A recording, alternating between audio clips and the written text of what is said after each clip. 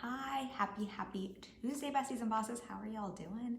How is everyone holding up? How's everyone, for those of you in the US on the East Coast too, also let me know how you're doing post-storm. I know some people got hit pretty hard by that. I want to know how our community is doing. So let us know if you need anything. Always feel free to reach out in the community, put a post in the group if there's something you need or if you want to start support for someone else. I always want to make sure our community is available and that we're using this space for that as much as we are using the space for business talks and to support one another with business. So please feel free to use this group for anything like that. Obviously, if it goes against group guidelines and it's anything on the not appropriate side, we will leave a message, but not worried about that for this group. So I want to make sure I put that out there, and definitely drop a line in the comments as well if there's anything you need. Just let us know how you're doing.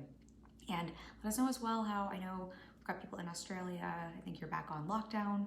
I think different parts of the US, we are in different places. I know Europe's in a completely different place with kind of this second wave we're having with COVID and Delta. So again, give us a check-in. Love to know how everyone's doing. Always want to make sure we're checking in with the human side of things as much as the business side of things. And then let's dive into our conversation for today. It is one that I've been wanting to chat about for a while and have got a lot for us. So we'll see how much we get through. If you're on my email list, if you get the blurb for today's topic, part of what I preface this and part of the title here is really some of the biggest myths in the business and online space and what's actually true when it comes to your income and impact. So what I really want to preface with is this is not a live stream to talk about people in the online space aren't in integrity, people lie online, that people owe anyone more information, that people aren't being transparent enough, that any of that noise. I really think for the majority, especially in this space, and if you are heart-centered and passion-driven, and I think for many of the spaces we're all in, I think for the most part, everyone is very much in integrity and sharing their truth in their content. So this is not a live stream to call people out around a lack of transparency at all. Quite honestly, I think that sometimes unintentionally does more harm than good. I think sometimes in our space, we almost push for transparency and vulnerability in a way that I think can feel very pressurizing on either side. So that's not what we're about here. You get to share whatever you want to share, whatever is true for you to whatever degree feels good for you in your content. So please don't take that from today's conversation. What I do want to talk about is, because there is so much noise online, because there is so much shared in our online space, because so much of it is coming from different perspectives, people at different places in the online journey for different marketing reasons, there can be a lot of ideas that get thrown around, that float around, that can be misunderstood or misconstrued or taken in the wrong context. So I want to highlight some of those because I think out of context, they can do more harm than good. And I know, while yes, I think most people are quite honestly sharing their truth online that makes sense for their business, and I think most people are in integrity, I really do think we're in a season in business online where people are striving for integrity. That's what I choose to believe. That's what I see. That's what I see with my clients. That's what I see with my friends. However, again, things get misconstrued. So I want to share, I have 5 or 6 here. We'll see how many we get through, but just some of the bigger ones I see, and I really want to share this through the lens as well, just so you can understand them, so you're not taking these the wrong way and having this cause you to get in your own way or stop or start your strategy or have this really influence the way you're growing your business. Because a lot of times when we consume content, especially if we're consuming from multiple places and we're getting lots of different input, you're consuming because you want it to help your business and you want it to help you grow and scale and make money. And sometimes the different noise and influences, including what I'm sharing with you, right?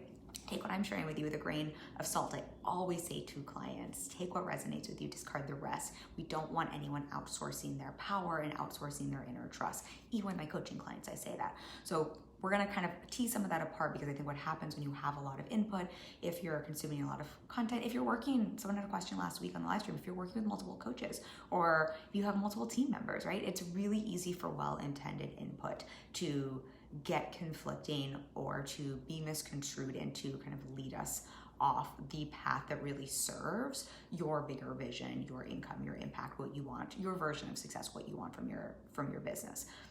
I'm also coming today from a place of, we just had our biggest cash month in my business last month. I had a 40K cash month, which is beautiful and lovely, and I'm so grateful. And I'm really grateful, mostly not because of the money. I mean, the money's wonderful, but because it's coming from, as many of you know, I focus only on one-on-one work, and that's how I'm scaling my business. So it feels so great to be able to scale in a way that feels very aligned and very much my way and very much my message and me walking my talk in terms of you really can build and grow and scale a profitable business on your terms. And I was journaling last week, and I sometimes do an exercise. Feel free to borrow this. I feel like I've shared this before. I like to thank my past self, and I was thanking past Kim from, 5.5 years ago when I was starting my business, and I was thanking her for some of the choices she made and some of the things she sat in for this win, for this celebration. Really recommend that exercise, by the way. And as I was thanking her, which is really mean, but as I was thinking past me, I realized there was a lot of stuff my first year and a half in business where I wish someone would have just told me the truth about certain things. And not the truth like anyone's lying online. Again, we're not saying anyone is lying online, but I wish this is some of the stuff, I just wish I had a little more insight. I wish I could have talked to Kim today, and Kim today could have been like, listen girl, let me tell you what's actually up. Let me tell you what you don't need to stress about. So that's what I'm giving a whole lot of teasing and preface here, but just so you can have a little context, that's really the lens I want to come from. Again, this is not now if we're talking about something and someone's posting about something online, this is not a place like, oh my God, they're lying. It's just to give some context in the stuff that I wish I could go back and tell past Kim. So I'm gonna tell it to you instead to hopefully shave a little of the confusion and time and things like that off. Feel free when I'm chatting always to ask me questions. Say hi, say hello. Actually, my coach, this is totally not my idea. Give a shout out to my coach, Lacey Seitz. She's been doing giveaways on her lives as a way to thank her audience, and I think it's such a beautiful thing to do, and I want to thank all of you. So if you want to leave a comment now on the replay, I will check back on Friday, and I will give one of y'all who leaves a comment who says hi, just so I know you're here, a free copy of Content That Stands Out and Sells. That is my five-part content course. I think it's really, really good. I love content. I will give that to someone for free. So I'm inspired by that. I want to pay that giving forward. Now, later, you can say anything. You can drop an emoji. You don't have to leave a thoughtful comment. Anything you want, you can just say hi. I'll check back on Friday, and I will give that to someone. But with that, also feel free, and this counts as a comment as well, also feel free, if you have a question for me as we're talking through this now on the replay, throw them at me. Hey, nice to have you, Timothy. Nice to see you. You are in for the raffle. We'll pull that out. Maybe I'll pick more than one winner as well. But feel free to throw questions, reflections, all the things at me. Okay, so the first one here that I wanted to chat about, and I think we've probably talked about this in this group at some point over the last year, but it really feels worth repeating because I know Kim 5.5 years ago really thought that people who were at a certain level in business, people who were making a certain level of income, people who were just further along on the entrepreneurial journey than me had it all figured out, knew exactly what they were doing, and knew exactly where all their money and income was coming from. And what I want to what is it? It's like the Wizard of Oz when they get to the end. He's like at the end of the Wizard of Oz, and you find out it's just like, what is it? The guy at isn't he in like a balloon? Anyway, we're gonna do the Wizard of Oz thing here. We're gonna peel back the curtain. What I can tell you from my own experience, I see the behind the scenes of so many businesses at every stage, from people who have, are just coming into business with a brand new idea and have never marketed, had never sold anything before, to businesses that are scaling to 10K months, 20K months, 50K months, 100K months, who are scaling the whole way. So everywhere in that gamut, I'm been behind the scenes with quite a lot of friends at different stages of business. So what I can tell you, and that what I want to offer to you, and what I just want to bust as a big myth, is this idea that someone knows more than you, someone knows better than you, someone has a secret, and that people further along on the entrepreneurial journey have it all figured out.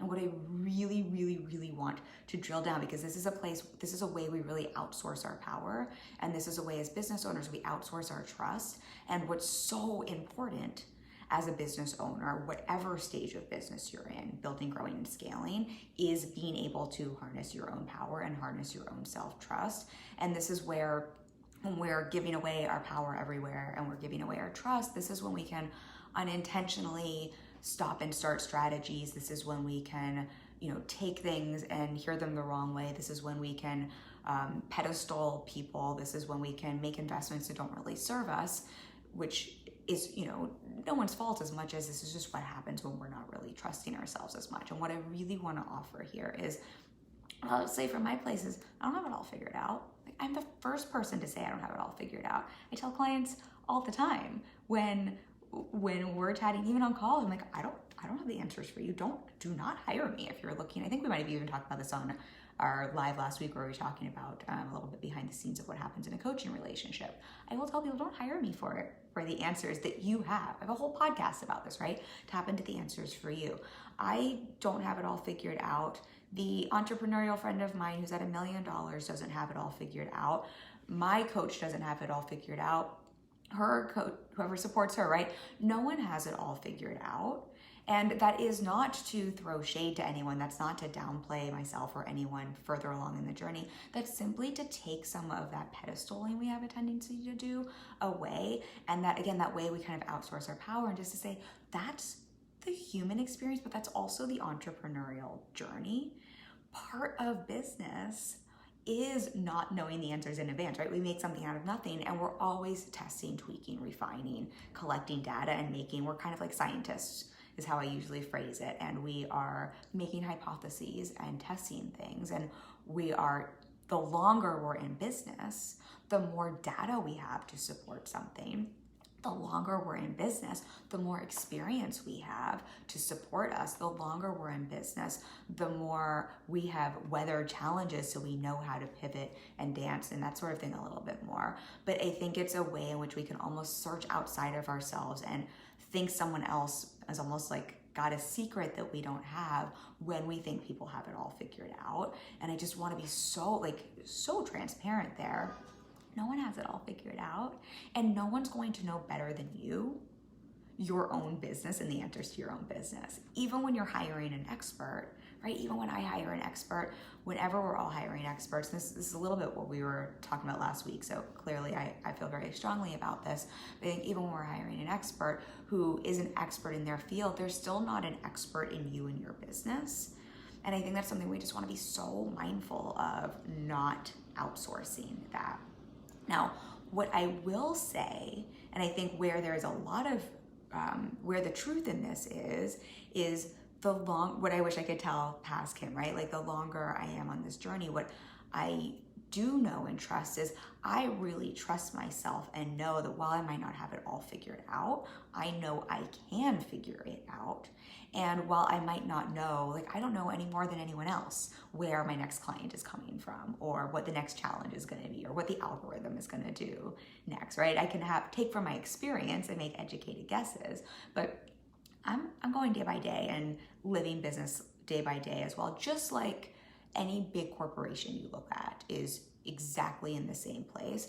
But what I think and what I see in myself and in clients, what I do think with time you can have, and this is something you can borrow at any stage of business, is I just have a lot more trust and a lot more knowingness. And I might not know exactly how something is going to play out. I might not know if I put something out there, how it's going to land, how it's going to be received, what the results are going to be, who's going to be, or where my next client is going to come from. But I know what works for me. I really trust myself, and I trust my process that I've built and that I've rinsed and repeated enough. Like, I think that's where the experience can be nice. I trust myself enough not to kind of waver when there's other things wavering around, to stay in my process. And I do trust that that will be figured out and give me the results, even if I don't know exactly how that's going to go. And so I think that's a nuance within kind of that concept and idea.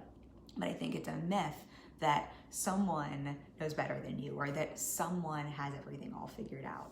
It's a little, it's not really a tangent. This is related to this. Must have been 4 years ago. This is definitely before COVID world. Marie Forleo, Gabby Bernstein, who else was it? It was the woman who wrote, why can't I think of her name? Regina Thomas, was that her book? Anyway, it was a big group of some of the big entrepreneurs in the online space. I went to a book signing, and I'm flaking on which book signing it was. But I remember, I think it was Marie Forleo who got up there and basically said something along the lines of, y'all, we don't know what we're doing we're figuring this all out as we go. And it was such an interesting thing, because at that time I had definitely done a bit of like pedestaling Marie Forleo, and she's brilliant, I think she's great, but it was just a really great insight for me, like, oh, she's human, just like me. She's figuring out this just like me. She's just been on this journey a little bit more. She just has a little more data, a little more experience. So it's a little easier to make it a hypothesis. It's a little bit easier to trust a hypothesis. But she's figured it out as she goes as well. And it's kind of clicked then as I saw these women up on stage. I'm like, oh, right, because that's the whole thing we're doing in business. We're literally making it up as we go as business owners. We are artists, we are creatives. I say this a lot. If you're a business owner, if you're an entrepreneur, even if you don't consider yourself an artist or a creative, I think you are an artist and a creative, because what we do, we use creative thinking, we use creative problem solving, we make something out of nothing. That's what we do as business owners. And if you're a creative, if you're an artist, you're literally making shit up as you go. So again, we are doing so with intentionality. We are doing so with strategy. The longer we're doing this, we are doing this with forethought. We're making a hypothesis. We're looking at data. This isn't to say we're just like, I don't care. But I think that's really helpful, because I think the myth otherwise is everyone else has it all figured out. Everyone else knows more than you. Everyone has it more figured out than you. People know more than you. And you should wait until you have it all figured out. I think this is one of the biggest places I see entrepreneurs stall themselves out, or it's that movie Failure to Launch, which was a dating movie, gosh, like a bad rom-com, but it's the same for us in business. This is a way business owners have failure to launch, which I know I've talked about in here before, but it's that whole idea of I need to feel ready I need to like have it all figured out. I need to know all the answers in advance to take action, to put myself out there, which is a way our brain tries to keep us safe, right? That's really why we're doing this. That's really why we outsource our power. That's really why we're like, everyone else must have it figured out. And if I can figure out what they know, and if I can take that, then I'll be safe, then I won't fail. And so I just want to offer, like, so you can help see like why the brain does that. That's a safety mechanism. That's the brain wanting to stay safe. That's human. But I think the more you can see, that's simply a fear kind of playing out. And the more you can know, the longer you try to have it all figured out in advance, the longer you keep yourself stuck or stop and start or outsource your power, the more you can not get in your own way with this myth. So hopefully that one makes sense. I want to go through all of these. So unless you have a question, I'm going to jump to the next one. But I think that one's pretty obvious. Oh, the thing, because I want to make sure here with this, I'm giving just some tangible things you can take away. With these, what I would offer here with this particular myth is just to look at how a myth like this is coming up for you. How is that something how is that keeping you safe, essentially? How is that serving you? How is thinking that other people have it all figured out, or someone else knows the answers, or someone else must have like the secret answer? How is that keeping you safe? Just like, and what are some of the fears that come up around that? What are some of the fears that even come up around trusting yourself? And that can be really helpful to identify. And then if you didn't have to know all the answers in advance, if you didn't have to know everything, if it was okay that you didn't have to have it all figured out, what is the next action step you would take that you could take in 20 minutes or less? I think that's always a really great insight into what the next action step, maybe where this myth might be having you get in your own way or keeping you stuck. Okay. I'm like, I should just probably go in order here, but I get excited because I want to talk about things out of order. But the next myth here I am going to talk about is the balance myth. I was ironically, not so ironically, talking about this with a client today. So the balance myth. I have such a beef with the word balance, and I think how it gets misunderstood. Again, unintentionally, no one is lying to you. No one is intentionally trying to write content to be confusing. I'm sure I use the word balance in my content all the time. So I really want to preface, this is not throwing shade to anything out there, but in terms of a little bit of a myth out there, I think in our online space, the pendulum really swings with this idea of balance and work-life balance, life-work balance.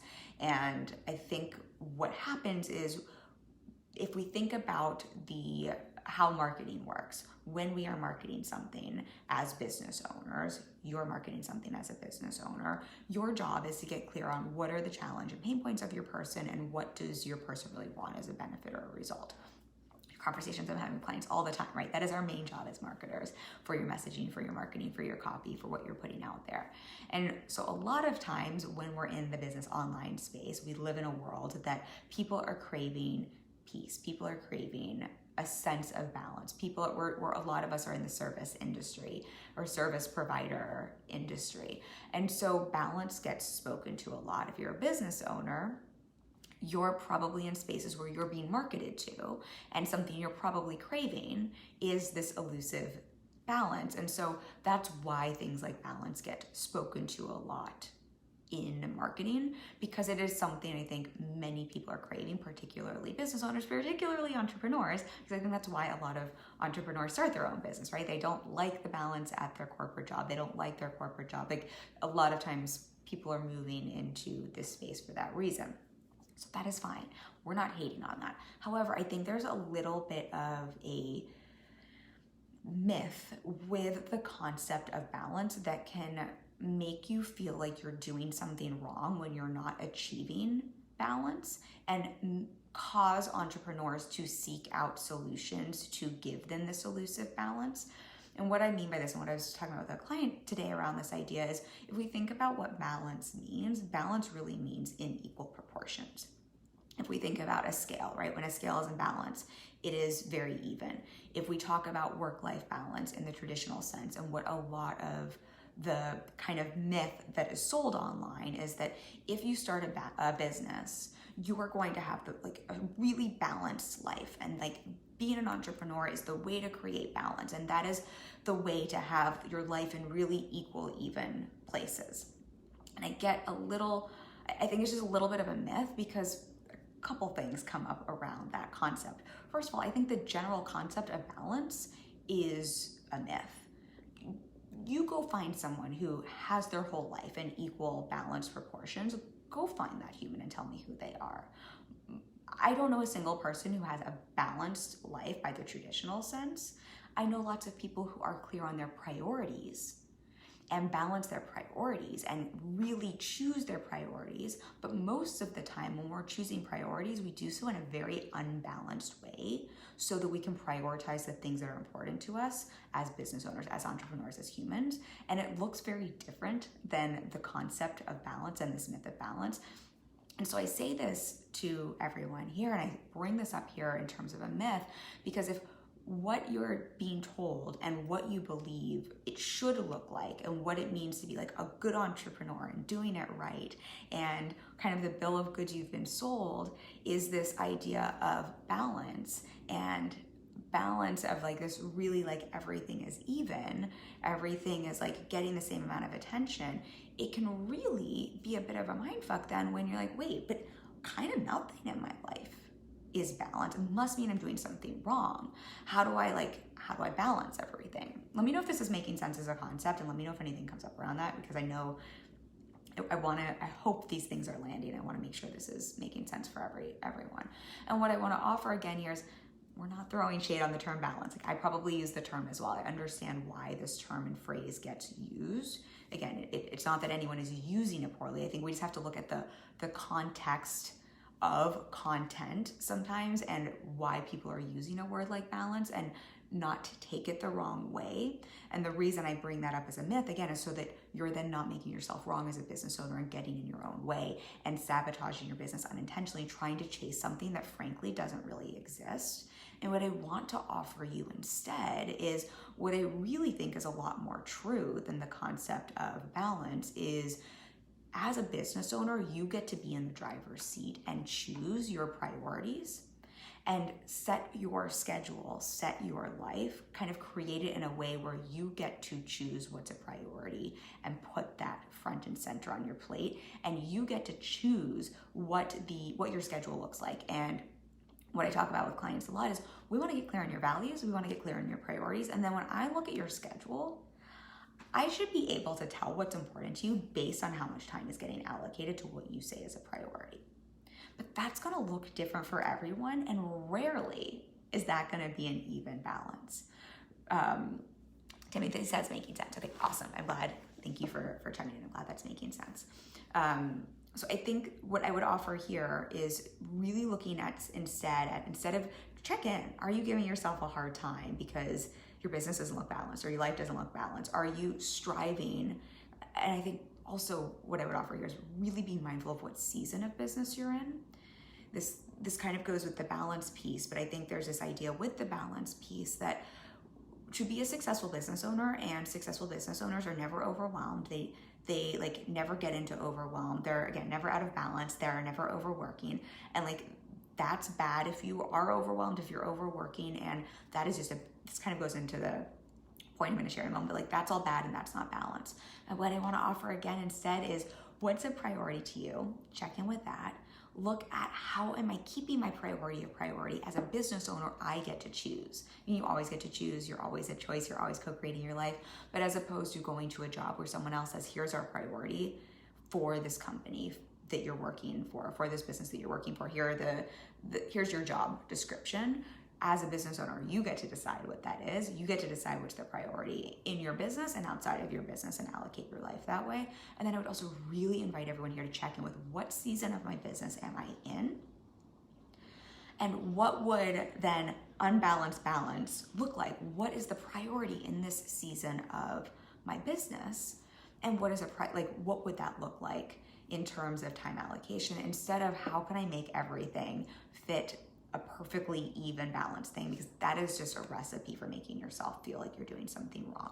For example, if you're brand new to business and you're getting fully booked, you're booking out your business, your season of business is probably going, and you're learning your business foundation, your balance, your priorities, your season of business is probably going to look and feel very different than someone who's been in business like me for 5.5 years, right? I quite honestly worked a lot more and a lot harder and was probably a lot overwhelmed my first year in business, but that wasn't because I was unbalanced and that wasn't because I was doing anything wrong.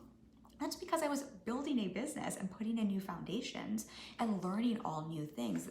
The same way if you were to learn any new skill. If I was gonna take all of us to a dance studio and we're all gonna learn a brand new dance style and learn a dance routine, and it was taught to us by people who've been practicing that dance routine for 5 years, wouldn't it make sense that all of us would have to practice a little bit more?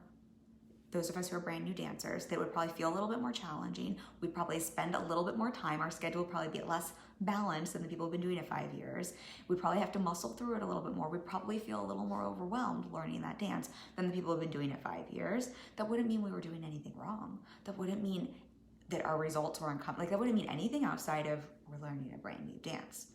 So I offer that here so that when you see the balance vernacular getting thrown around, work-life balance, you should strive for that. Because I think sometimes the messaging can be internalized or taken as you're doing something wrong or your business is missing something if it doesn't feel perfectly balanced. And so what I want to offer here is that's a bit of a myth. I really just don't think balance is a thing that exists. I think it's just a great way we make one another feel wrong unintentionally. I think for my parents out there, especially my new parents, I hear this from a lot of my girlfriends are new moms right now. And I know the pressure they get from society that as new moms, like all the ways they're supposed to balance their life. And it's sort of like as an outsider looking in without a newborn baby, it's very easy for me to say, but how could you have perfect balance right now? You have a brand new infant and baby that is consuming a majority of your life and time. Like that just isn't a thing that's going to exist. So again, I offer that to all of you here, not to create a story that life has to feel chaotic, but more just to see I think when we say balance, what we're really looking for is feeling a sense of calm, of peace, of feeling the freedom of choice, of feeling in control of our own day, of our own schedule, of feeling like we have the freedom to prioritize the things we want to in our life, right? Which can be a sense of balance, a feeling of balance, but oftentimes that comes from a very unbalanced schedule, because to build, grow, and scale a business, oftentimes we have to prioritize things and focus in pretty narrowly on a few things, which creates a bit of an unbalance if we're looking at things evenly. Okay, I hope that one makes sense. For those of you on the replay or just catching up now, please let me know if you have questions about that. And then I let everyone know at the beginning, I am totally copying my coach because I saw her do this and I thought it was such a great idea. If you drop a hi in the comments now, later, anytime between now or Friday in the comments, I'm going to give away one free copy of Content That Stands Out and Sells, my content course. It's a 5-part content course, completely free for one of y'all. So feel free to chime in if you want access to that. Okay, the next myth I want to chat about. This one is one that I want to be mindful of how I talk about this so that I don't create stories that aren't true, but this is one that feels so important for me. I feel like I've talked about this recently in other ways. I feel like I'm on such a soapbox about this concept. I know I've definitely been talking about this with clients. I'm sure it's been on the podcast, and I'm sure I will keep talking about it. I've probably been talking about this for the past 5.5 years. It's also something that I kind of wish someone would have explained to me a little bit better my first year in business, which is why I'm bringing it to y'all. Hey, Marina, nice to have you here. And that is really the truth or the myth around easy and the myth around easy instant results in business. And the reason I want to be mindful of how I preface this is I do not want to create a story that results can't happen quickly in your business and that business has to be hard or challenging. I think business can be very, very simple. And so that is not what I'm saying here. What I do want to offer here is that the concept of easy is really a mindset and not the external action. And I think that is why it becomes a myth and very confusing in our space. And it's a way, again, that we can get in our own way, that business owners can trip over themselves, because I think we can hear people talk about business is super easy. Oh my gosh, I had a 40K cash month last month. I honestly worked less than I've ever worked before in my business. It was super easy, right? I can say that to you. And then it can be like, holy man, business doesn't feel easy to me. I must be doing something wrong, or I need to figure out how to make my business easy. And so what I want to say, and this is why I say I do not think anyone is intentionally trying to say things that are not true. I've probably said that in my content before, because there is an element of that feels very true to me. And if you were to look at what I'm doing in my business, if you were to look at my days, I'm sure you would say I work very hard. I think I actually work very hard. I don't make my work harder than it needs to be. I'm not looking to make challenges that don't exist. I feel like I have brought a lot of ease into my business, and I feel very easeful in my business, but I work hard. I honestly like to work hard.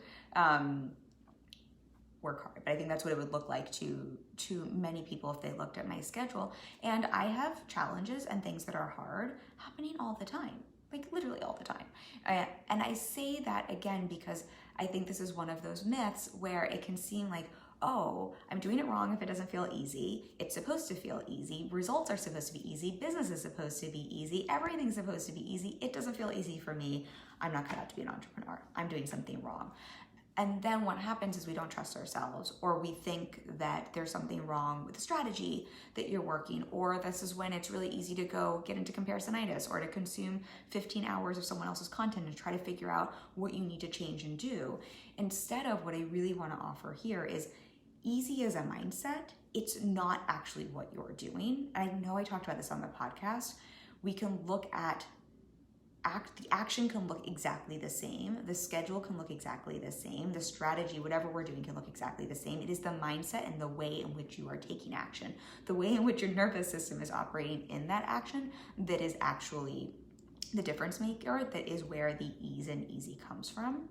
I do think business can be very simple. I do think business strategy is simple. That's a whole different myth. The whole myth that business has to be complicated. I know I preach on that all the time, so this is a little bit nuanced. There's also a really big difference between alignment and discomfort. And so I think, again, when we hear easy, what you're generally hearing from someone is, my business feels in alignment. I feel very aligned.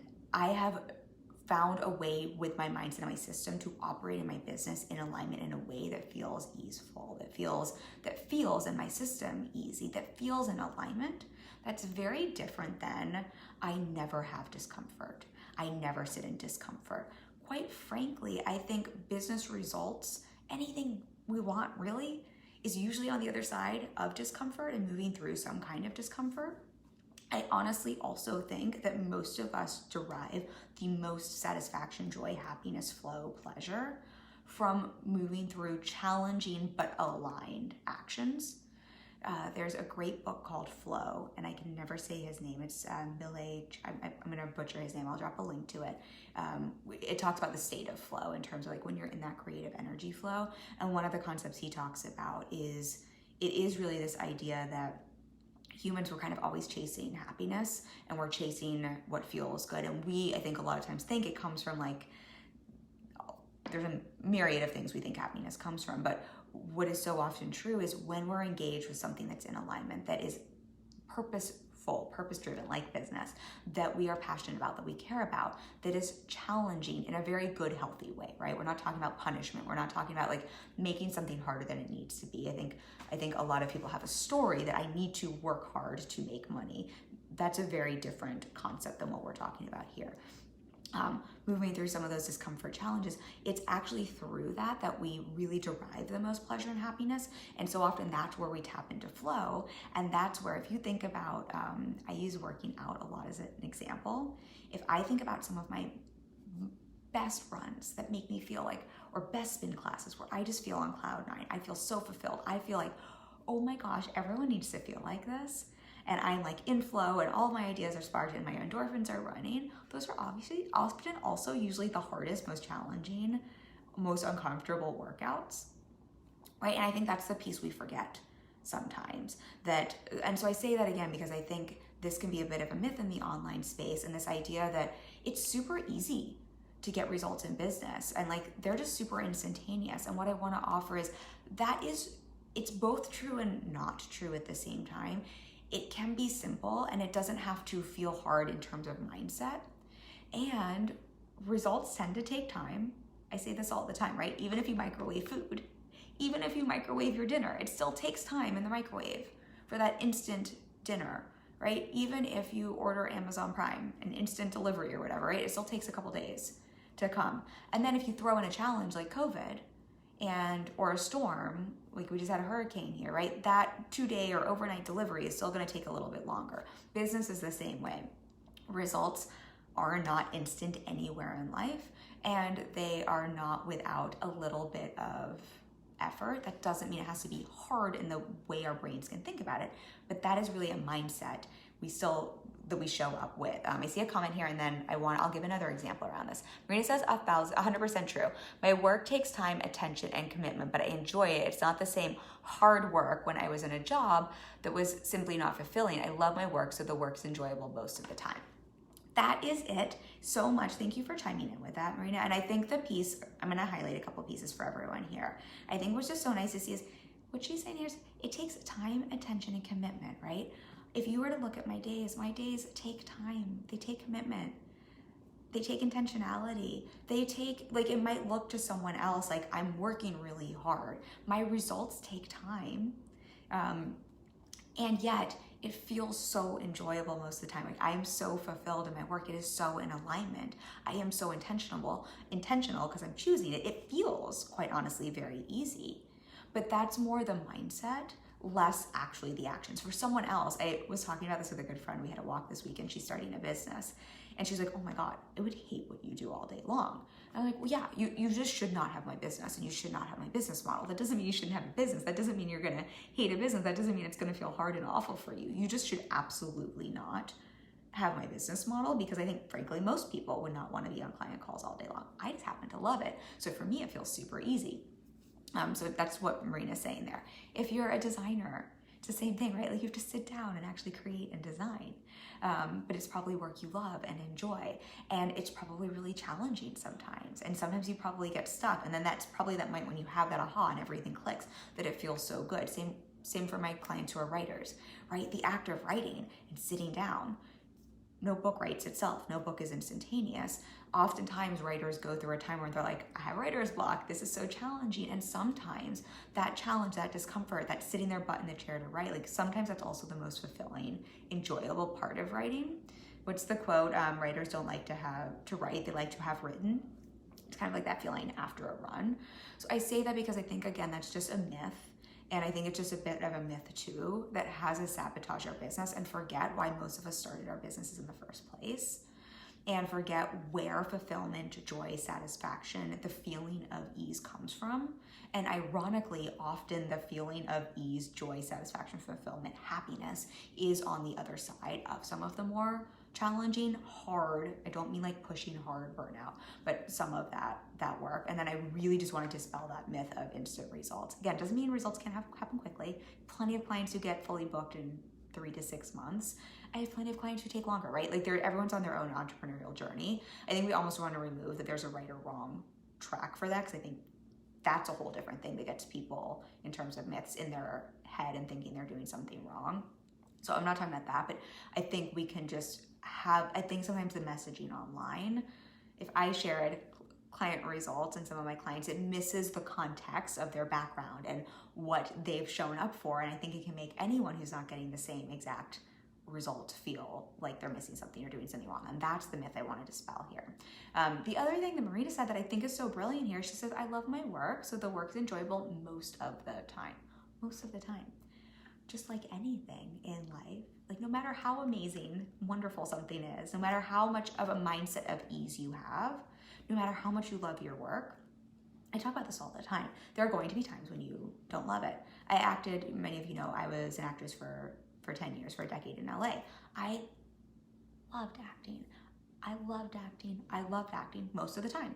And sometimes I was like, I don't want to do this. This is really hard. I don't want to go to an audition. I don't want to memorize lines. Like there were parts, I don't want to have to do this challenging scene. I don't want to have to deal with this challenging personality at at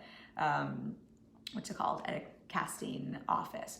And so I share that again just to normalize, because I think that it's, again, no one is lying online. People can just only share so much in a piece of content, in a single live stream, in a single post. And so we're often missing a lot of the story and picture, because that's just the intention of content is not to share every single detail. You would never be able to read or consume all the content. So I share that just so we can dispel that myth, so you're not creating a story that you're doing something wrong. The other example, I gave this on one of the podcast episodes, but I'll bring it here because I think this is just helpful in terms of understanding the mindset of ease and understanding the mindset of results, and just how it's not so much about what your work looks like, it's how the mindset and the energy in which you're showing up to do it that is really the difference maker. And I use running as an example because I love to run, and I think it's just something, fitness is just a helpful example outside of business. If I think about something like going for a run, depending on my mindset and the way I'm thinking about it and the way I'm like my even reasoning for going for that run is going to change my experience in that run, even if the actual run and exercise from the outside looking in looks the same.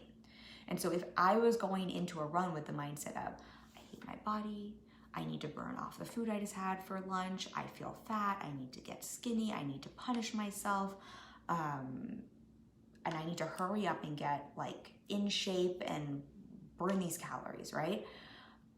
That run, my energy, my mindset in the run is going to be, this is hard, this sucks, this doesn't feel good, right? But the actual action of running, not gonna look any different.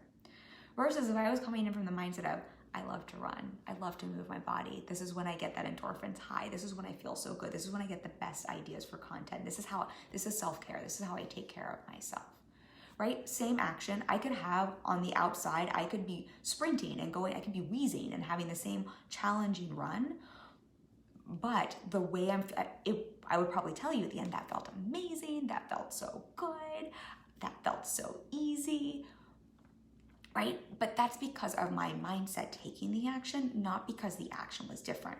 And so again, I say this because I think that's a little bit of the myth in the online space, not intentionally, but just the way we can understand things. And then what happens is what we try to do when we're misunderstanding this concept is we try to change the action to give us the thought or the feeling, the mindset we want, right? So if you're not feeling ease, if you're not feeling joy, if you're not feeling fulfillment, if you're not feeling alignment, what do we try to do? We try to change the action, the strategy. And this is how we sabotage ourselves, right? So if I'm feeling crappy and not feeling easy, right? It's easy to be like, well, running sucks, running doesn't work, I hate running, let me do something else. Instead of seeing, there's nothing wrong with it. It's not about the action, it's about the mindset going into the action. And so again, I offer that here. I think what Marina said was so helpful as an example.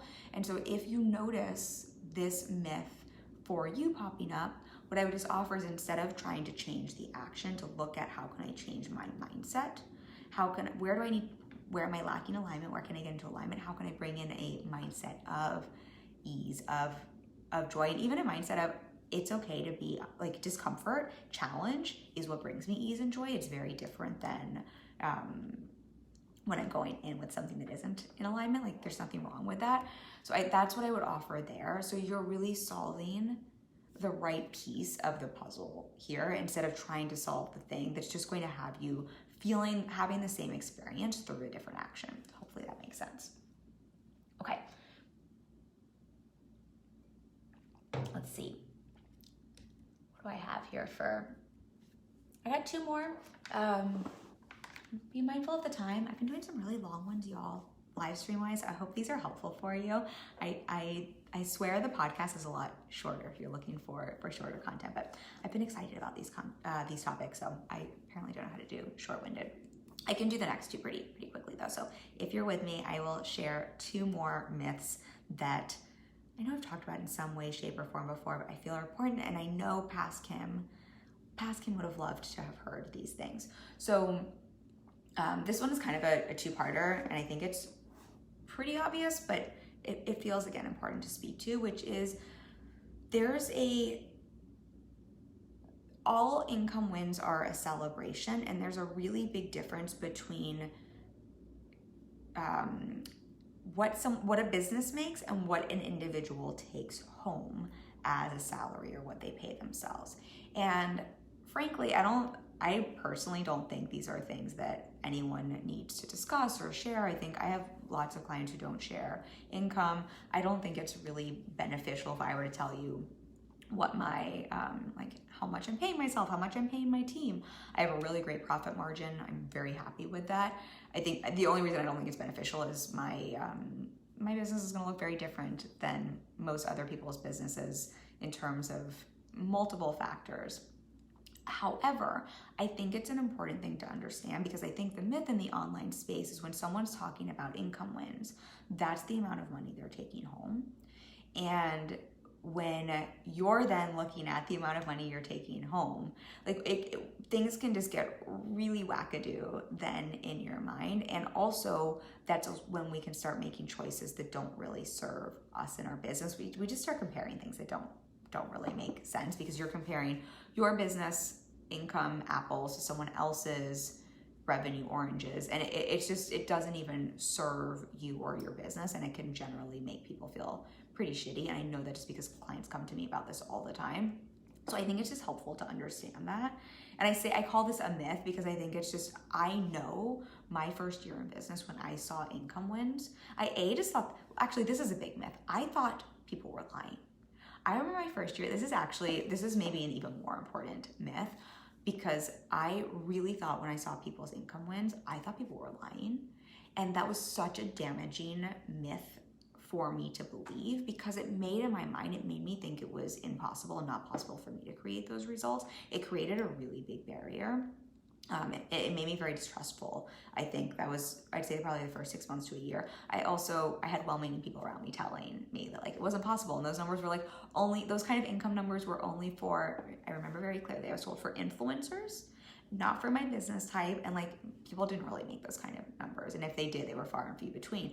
And I share that because I think that's actually a myth. I think there's a lot of opportunity in the online space, a lot of opportunity in the online space.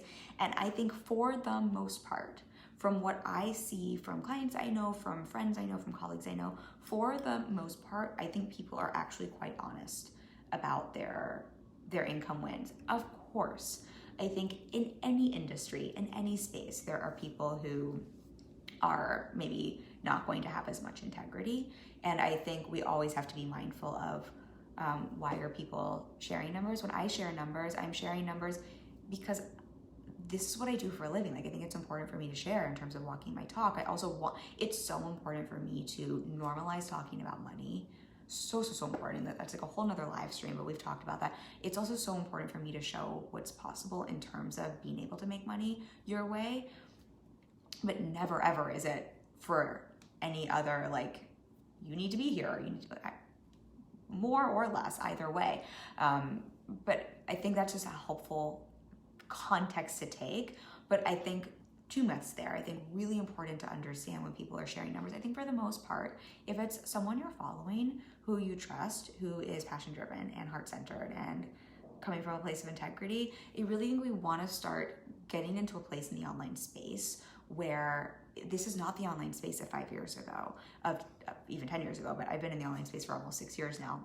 We're in such a different place. It's just so much more mainstream now. And I think there's just so much more transparency and trust. And I think the more we can trust other people, the more that only serves you, your mindset, your business. And quite honestly, if someone isn't truthful, who cares if it helps inspire you or if it helps you see what's possible? I would be mindful if you're using, because the other piece to this myth I want to be mindful of sharing is, I think sometimes with that we can think if someone is making more money, they must be better at what they do. And I think that's just something we want to separate out, because I think that can be damaging in many ways. I think that can be damaging and have people hire support that isn't a fit. Like, I'm not a better coach because I make more or less money. Frankly, many of my clients make more money than me.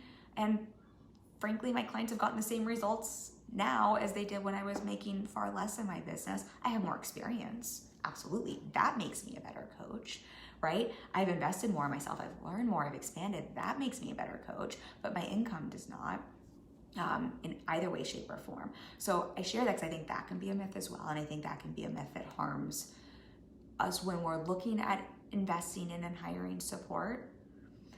I think it can also be harmful because it can create that story of I'm not good enough. If you have an enoughness pattern story play out, I think we can latch on to I'm not good enough. I need to prove I'm good enough.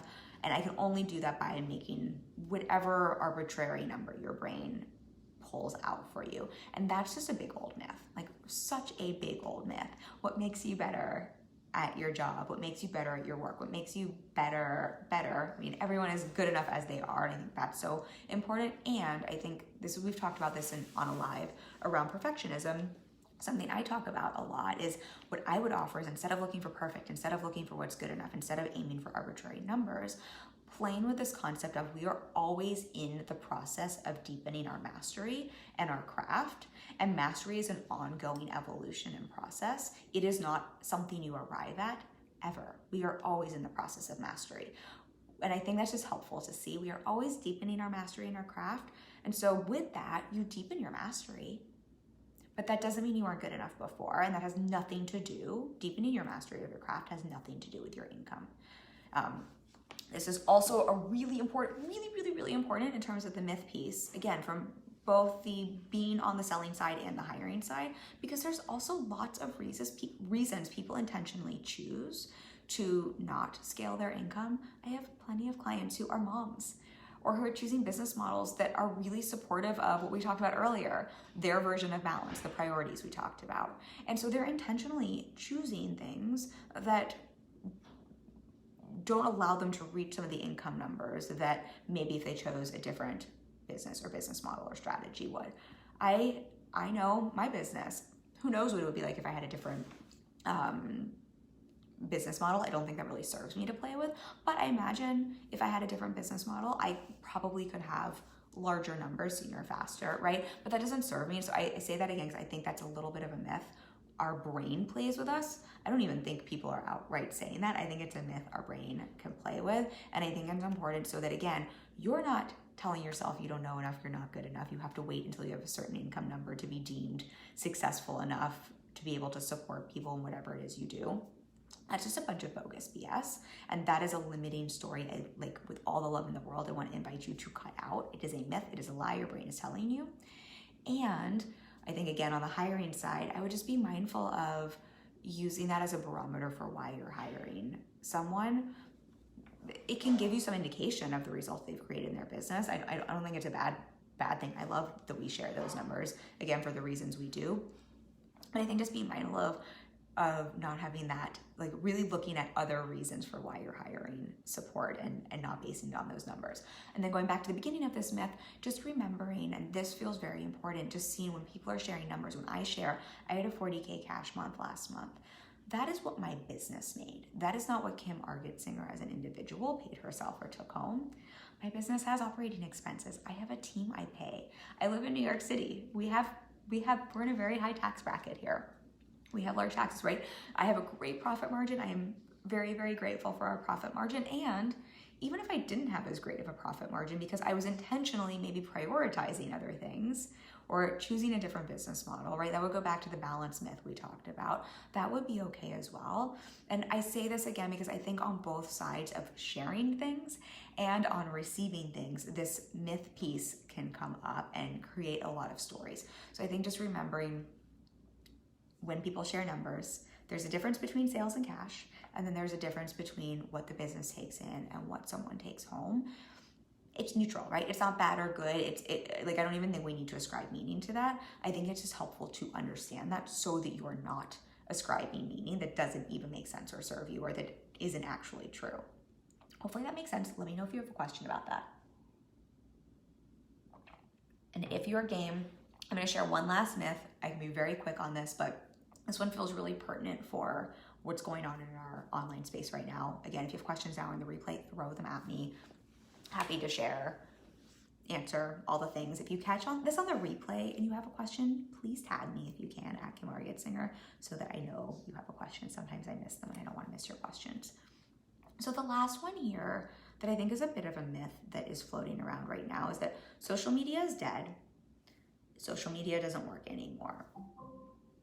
And what I want, we've done other lives around this, so I'm not going to talk about this too in depth, but what I will just say from my perspective and why I think this is a myth is I think what is actually true is social media is going through an algorithm change. That's true. I think the way in which people are consuming content is changing. That is true. I think we are coming on a year and a half of COVID life where we have been locked on screens and there's a lot going on. And I think people are burnt out on social media and are craving something different from their content and their, when they're spending time on their devices. I think that is true. I think in the pockets of the world where the world is open, I think people are choosing to be offline when they can be because people haven't seen other humans in so long. I think that is true, right? I think all of those things are very true. I don't think those things are myths, but I think it becomes a myth when we take that and we make it mean social media is dead, it doesn't work anymore, and you should panic and you should do something else. And the reason I want to highlight that as a myth is because if you're buying into that myth that social media is dead, like it's just not going to even work that much longer, what happens is people start scrambling. They stop showing up for their content. Then you don't look at how can I pivot with some of the changes that are happening? How can I make social media continue to work for me? Like, what do I need to do so that it's still working for me? And instead, it just makes me like, this isn't working. And this is when people get into stop and starting with strategy. This is when people burn down, quite honestly, strategies, communities, audiences that they've had working for them for a really long time. This is when people start measuring metrics that don't actually make sense or are looking at the wrong data in their business. This is just when we can make a lot of poor choices that don't serve your business, income, and impact. And so I just really want to offer for you to be mindful of taking things that are, some of those things are very true, and then turning that into the myth that is being, I've heard it from multiple people that social media is dead. What I want to offer is social media is not dead at all. We're talking right now. I just had a great month in business, right? That is from mostly social media, leads from social media. I also have a lot of repeat clients and clients who renew, so I'm very blessed in that way. But I'm seeing from my clients as well, they're using social media. Social media is not dead. I think just some of the ways in which we're interacting with it are changing. I think some things are shifting. I think the algorithm is shifting. Again, I think we just have certain things in our world that are going on that make things change. I have been in the online space long enough to be through enough social media is dead myth conversations. This has happened multiple times for me while I've been in business. And what I will say, since I'm still on social media sharing, is I'm so grateful when I heard those myths before that I didn't listen too much and that I just kind of rode the wave and I kept showing up and I kept sharing. And I just found ways to adapt and to see, like, are there things I need to pivot? Are there things I need to change? Are there things I need to play with so that this can still work for me, but not buying into this myth that social media is dead? Because I don't think I would have the business today if I had bought into that in the past. In fact, we repurposed some content on Instagram that I wrote, I think 4 years ago or 3 years ago when we were laughing at it's about social media being dead and some of these changes on social media. It's just so funny how like the same thing it just happens in a different way. So I share that again because I think that is such a myth. I don't think Facebook groups are going anywhere. I don't think Instagram's going anywhere anytime soon. I think they're still going to be there. And if they actually do, and it legitimately is dead, we will all be in the same place and we'll have to figure it out. But I really just don't think that's the case at all. So I say that again, so you can look at what is going on that we talked about, and from that, how can I use that information to make smart choices and decisions with what I'm doing and what I'm talking to, and making sure that, you know, I'm speaking to my audience. I think anytime we have a social media is dead myth happening, and anytime we have some of these changes that we're talking about happening, I think it's an opportunity, because I think a lot of us get into a little bit of autopilot with stuff, and like I myself, like we rinse and repeat my strategy all the time. I think it's an opportunity for us to look at, hey, where can we put a little more, you know, our foot on the gas a little bit more? Where can we lean in a little bit more? But I think when we hear a myth like this, the opportunity is really, how can we lean in more instead of how can we lean out? How can you lean into more of what's working and adjust the things that aren't? That would be my invitation for you. The other thing I will say with the whole social media is dead